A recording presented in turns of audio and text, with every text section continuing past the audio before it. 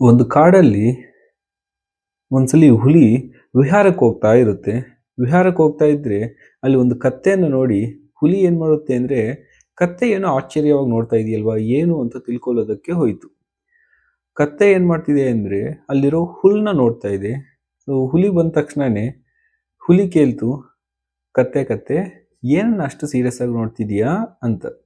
ಅದಕ್ಕೆ ಕತ್ತೆ ಹೇಳ್ತು, ನೋಡು ಹುಲಿರಾಯ, ಅಲ್ಲಿ ಎಷ್ಟು ಚೆನ್ನಾಗಿ ನೀಲಿ ಬಣ್ಣದಲ್ಲಿ ಹುಲ್ಲೆಲ್ಲ ಬೆಳ್ಕೊಂಡಿದೆ ಅಂತ ಹೇಳೋದಕ್ಕೆ ಶುರು ಮಾಡ್ತು. ಅದನ್ನ ಕೇಳಿದ ಹುಲಿ ಏನ್ ಮಾಡ್ತು ಅಂದ್ರೆ ಆಶ್ಚರ್ಯ ಪಡ್ತು. ಯಾಕೆ ಯಾಕೆ ಅಂದ್ರೆ ಹುಲಿ ಗೊತ್ತು ಅಲ್ಲಿರೋ ಹುಲ್ಲು ಹಸಿರು ಬಣ್ಣದ್ದು, ಗ್ರೀನ್ ಕಲರ್. ಆದ್ರೆ ಕತ್ತೆ ಏನ್ ಹೇಳ್ತಿದೆ, ಅದು ನೀಲಿ ಬಣ್ಣದ್ದು ಅಂತ ಹೇಳ್ತಿದೆ. ಹುಲಿ ಏನ್ ಮಾಡ್ತು ಅಂದ್ರೆ ಅದನ್ನು ಕನ್ವಿನ್ಸ್ ಮಾಡೋದಕ್ಕೆ ಸ್ಟಾರ್ಟ್ ಮಾಡ್ತು. ಅದು ನೀಲಿ ಬಣ್ಣದಲ್ಲಿಲ್ಲ, ಅದು ಹಸಿರು ಬಣ್ಣದಲ್ಲಿದೆ ಅಂತ. ಆದ್ರೆ ಕತ್ತೆ ಮಾತ್ರ ಅದರ ವಾದ ಬಿಡ್ಲಿಲ್ಲ. ಅದು ವಾದ ಇನ್ನ ಜಾಸ್ತಿ ಮಾಡ್ತಾ ಮಾಡ್ತಾ ಹೋಗಿ, ಇಲ್ಲ ಇಲ್ಲ, ನಾನು ಹೇಳಿದ್ದೆ ಕರೆಕ್ಟು, ನೀವು ಬೇಕಿದ್ರೆ ಯಾರನ್ನಾದ್ರೂ ಕರ್ಕೊಂಬನ್ನಿ, ಆ ಹುಲ್ಲು ಇರೋದು ನೀಲಿ ಬಣ್ಣದಲ್ಲೇ ಅಂತ ನಾನು ಪ್ರೂವ್ ಮಾಡ್ತೀನಿ ಅಂತ ಕತ್ತೆ ಹೇಳೋದಕ್ಕೆ ಶುರು ಮಾಡ್ತು. ಹುಲಿಗೂ ಸಹ ಕೇಳಿ ಕೇಳಿ ಸುಸ್ತಾಯ್ತು. ಸೊ ಅದಕ್ಕಿನ್ನು ಸರಿ ಆಯ್ತು, ನಾವಿಬ್ರು ಯಾಕೆ ಗಂಟೆ ಗಂಟೆ ವಾದ ಮಾಡ್ತಾ ಇರೋದು, ನ್ಯಾಯ ತೀರ್ಮಾನಕ್ಕಾಗಿ ಮಹಾರಾಜರ ಹತ್ರಗೆ ಹೋಗೋಣ, ಕಾಡಿನ ರಾಜ ಸಿಂಹ ಹತ್ರಗೆ ಹೋಗೋಣ, ಅಲ್ಲೇ ನಿನಗೆ ಕರೆಕ್ಟಾಗಿ ಆನ್ಸರ್ ಸಿಗುತ್ತೆ ಅಂತ ಹೇಳ್ತಾರೆ. ಸೊ ಎರಡೂ ಕತ್ತೆ ಮತ್ತೆ ಹುಲಿ ಎರಡೂ ಸಹ ಏನು ಮಾಡ್ತು ಅಂದರೆ ಸಿಂಹದ ಹತ್ರಗೆ ಹೋಯ್ತು. ಸಿಂಹದ ಹತ್ರಗೆ ಹೋಗಿ ಸಿಂಹಕ್ಕೆ ನಡೆದಿರೋ ವಿಚಾರ ಎಲ್ಲ ಹೇಳ್ತು.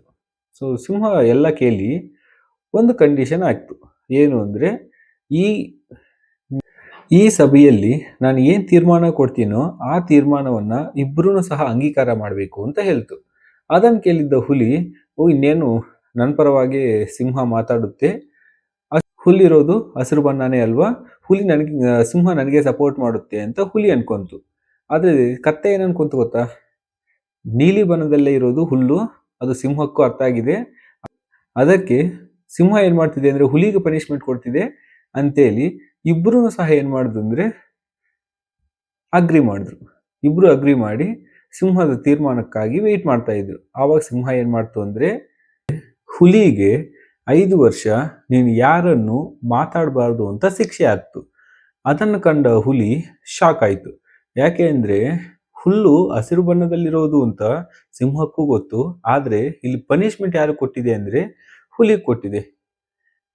ಅದಕ್ಕೆ ಬೇಜಾರಾಗಿದ್ದ ಹುಲಿ ಏನಾಯಿತು ಅಂದರೆ ಅಲ್ಲೇ ದುಃಖದಿಂದ ಅಲ್ಲೇ ನಿಂತ್ಕೊಂಡಿರುತ್ತೆ. ಇದೇ ಟೈಮಲ್ಲಿ ಆ ಕತ್ತೆ ಏನು ಮಾಡುತ್ತೆ ಅಂದರೆ, ನಾನು ಗೆದ್ದಿದ್ದೀನಿ ಅಂತ ಖುಷಿಯಲ್ಲಿ ಓ ಅಂತ ಕಾಡೆಲ್ಲ ಸುತ್ತಾಡಕ್ಕೆ ಹೋಗುತ್ತೆ. ನೆಕ್ಸ್ಟು ಅಂದರೆ ಹುಲಿ ಸಿಂಹವನ್ನು ಕೇಳುತ್ತೆ, ಮಹಾರಾಜರೇ, ಹುಲ್ಲಿರೋದು ಹಸಿರು ಬಣ್ಣದಲ್ಲಿ, ಅದು ನಿಮಗೂ ಗೊತ್ತು, ಆದರೆ ನನಗೆ ಯಾಕೆ ಶಿಕ್ಷೆ ಕೊಟ್ರಿ ಅಂತ. ಅದಕ್ಕೆ ಸಿಂಹ ಹೇಳುತ್ತೆ, ಫಸ್ಟು ನೀನು ಮಾಡಿರೋದೇ ದೊಡ್ಡ ತಪ್ಪು, ನೀನು ಯಾರ ಜೊತೆ ವಾದ ಮಾಡ್ತಿದ್ಯಾ ಅಂತ ಸಿಂಹ ಕೇಳ್ತು. ಅದಕ್ಕೆ ಹುಲಿ ಹೇಳ್ತು, ನಾನು ಕತ್ತೆ ಜೊತೆ ವಾದ ಮಾಡ್ದೆ ಅಂತ ಹೇಳ್ತು. ಮತ್ತೆ ಸಿಂಹ ಕೇಳ್ತು, ಕತ್ತೆ ನಿನಗಿಂತ ಬುದ್ಧಿವಂತನಾ ಅಲ್ವಾ ಅಂತ. ಅದಕ್ಕೆ ಹುಲಿ ಹೇಳುತ್ತೆ, ಇಲ್ಲ ಮಹಾರಾಜರೇ, ಕತ್ತೆ ನನಗಿಂತ ಬುದ್ಧಿವಂತ ಅಲ್ಲ, ಅದಕ್ಕೆ ಅಲ್ವಾ ಅದನ್ನು ಕತ್ತೆ ಅನ್ನೋದು ಅಂತು. ಅದನ್ನು ಕೇಳಿದ ಸಿಂಹ ನಗುತ್ತಾ ಹೇಳ್ತು, ಅದು ಕತ್ತೆ ಅಂತ ಗೊತ್ತಿದ್ರೂ ನೀನು ಅದ್ರ ಮುಂದೆ ಕುತ್ಕೊಂಡು ವಾದ ಮಾಡ್ತಾ ಇದ್ದಲ್ವಾ, ನೀನೆಷ್ಟು ಬುದ್ಧಿವಂತ. ಇವಾಗ ಶಿಕ್ಷೆ ಆಗಬೇಕಾಗಿರೋದು ಯಾರಿಗೆ ಅಂದರೆ, ನಿಜವಾದ ಶಿಕ್ಷೆ ಆಗಬೇಕಾಗಿರೋದು ಯಾರಿಗೆ ಅಂದರೆ ಅದು ನಿನಗೇನೆ. ಯಾಕೆ ಅಂದರೆ ನೀನು ವಾದ ಮಾಡ್ತಿರೋದು ಯಾರ ಜೊತೆ ಅಂದರೆ ಮೂರ್ಖರ ಜೊತೆ. ನೀನು ಮೂರ್ಖರ ಜೊತೆ ವಾದ ಮಾಡ್ತಿದ್ರೆ ಶಿಕ್ಷೆ ಯಾರಿಗೆ ಬೀಳ್ತದೆ ಅಂದರೆ ವಾದ ಮಾಡೋರಿಗೆ, ಮೂರ್ಖರಿಗಲ್ಲ. ಅದಕ್ಕೆ ನಿನಗೆ ಈ ಶಿಕ್ಷೆಯನ್ನು ಕೊಟ್ಟಿದ್ದೇನೆ ಅಂತ ಮಹಾರಾಜರಾದ ಸಿಂಹ ಹೇಳುತ್ತೆ.